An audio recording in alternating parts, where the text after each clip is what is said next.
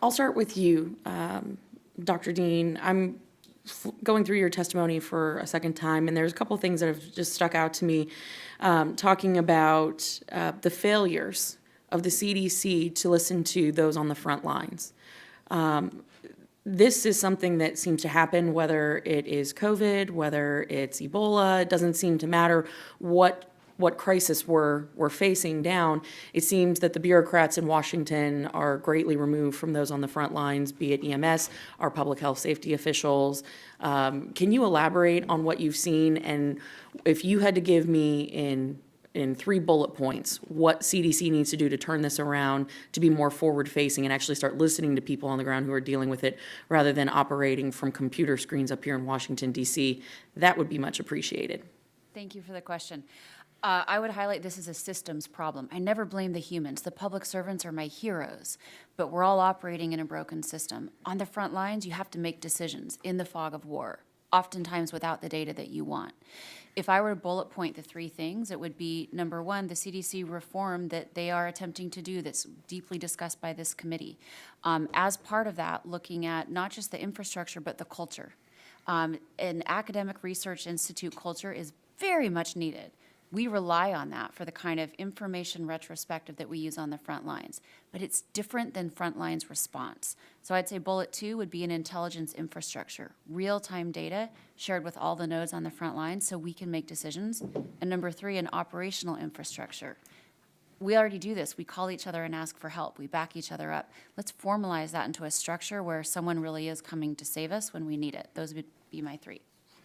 And as a follow-up to that, we're concerned about federal authority that undermines the mayors, the governors, and other local elected officials that are on the front lines.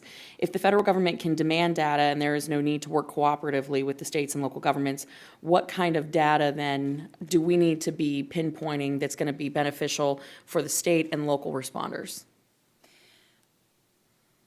On the front lines, as a local health officer, we already call each other. We share information. We're calling firefighters and EMS. I'm calling my colleagues in other states. So that kind of intelligence sharing is happening right now. Is it everything, though, from predictive data, or is it more of, hey, this is the PPE that we have in stock and we're moving things around? It's all of it. It's all of it, because what we're trying to do is gain situational awareness.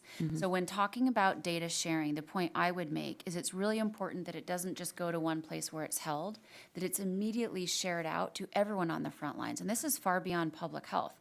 My colleagues in EMS, those that run supply chain, we all need that real-time situational awareness. We live in a data-rich but intelligence-poor system in the U.S., and let's fix that. I like the way you phrase that. Thank you. Okay, Doctor, I'm going to mess this up. Hogue. Got it. Okay. Many of the COVID-19 mandates, particularly the national mandates, have done tremendous harm to our country, people who've lost their jobs, communities. Children's development was impaired. There's truly an extensive list of the harms that have been created, many of which were not science-based. National mandates undermine the public's trust in public health because it is not something that the federal government has done or done well. It's inconsistent, quite frankly, with our constitutional system. The national COVID-19 mandates were made worse by the fact that they were put in place despite conflicting scientific evidence. Now, in your testimony, you noted that the CDC often cherry picks what scientific data they find relevant. For example, the mask mandate that was implemented here on Capitol Hill for members and staff was based on a peer-reviewed study that had failed peer review and had been tested on a sample size that was not an American population. So if that's happening here on Capitol Hill, how can we be sure that the decisions at the highest level of government are not based on incomplete, conflicting science like what we saw during the pandemic? Thanks for that question. So I guess I would say, just to get to the vaccine issue first, I mean, we've talked about this distrust in public health and vaccine hesitancy, and I'm actually concerned that a lot of that came from making extrapolations from the initial data and sort of telling the American people that these vaccines were going to be stopping infection, all infection. We really only knew about the 94 to 95% efficacy against symptomatic infection from the initial trials. We didn't know how long it would last. We didn't know if it was going to prevent transmission. And then, you know, the mandates were sort of instituted based on like incomplete data.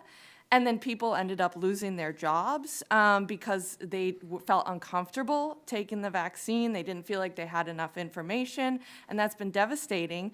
And then we find out, you know, as we gather more data, the vaccines were not effective at preventing transmission, especially not long-term, maybe a few-month period that they can decrease infection risk, but they don't decrease the transmission risk. And so I feel like people lost trust because they were told that for sure that the vaccines did something, and then we found out that that wasn't true, and they were coerced to get a vaccine.